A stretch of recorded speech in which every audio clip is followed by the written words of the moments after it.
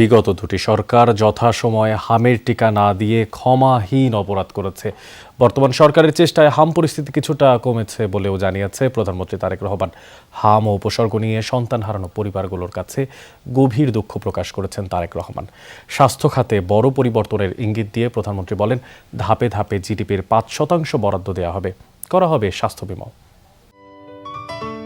Ceylon টি রপ্তানিতে শীর্ষে।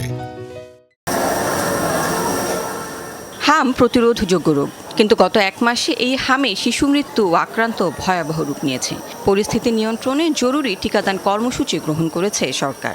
করার জন্য সবিনয় অনুরোধ। রাজধানীতে উপজেলা স্বাস্থ্য ও পরিবার কল্যাণ কর্মকর্তাদের সম্মেলনে প্রধানমন্ত্রী তারেক রহমান বলেছেন, বিগত দুটি সরকারের অবহেলায় হামের অবনতি হয়েছে।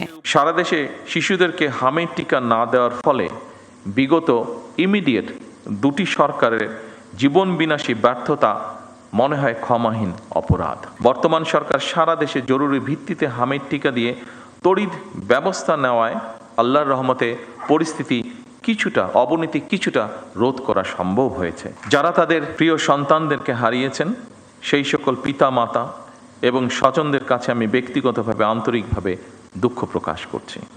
উন্নত চিকিৎসা ব্যবস্থা রাজধানী কেন্দ্রিক হওয়ায় সঠিক সেবা পাচ্ছেন না সবাই। তাই চিকিৎসা ব্যবস্থা বিকেন্দ্রীকরণ, স্বাস্থ্য বীমা ও হেলথ কার্ডের পরিকল্পনার কথা জানান প্রধানমন্ত্রী। বলেন, স্বাস্থ্যসেবা জবাবদিহিতার আওতায় এনে নাগরিকদের অধিকার নিশ্চিত করতে হবে। দুঃখজনক হলেও সত্য, বর্তমানে বিশেষজ্ঞ চিকিৎসক, বিশেষায়িত হাসপাতাল অথবা উন্নত ল্যাব প্রায় সবকিছুই শহর কেন্দ্রিক, কিংবা আরও সুনির্দিষ্টভাবে যদি আমরা বলতে চাই তাহলে অবশ্যই রাজধানী ঢাকা কেন্দ্রিক।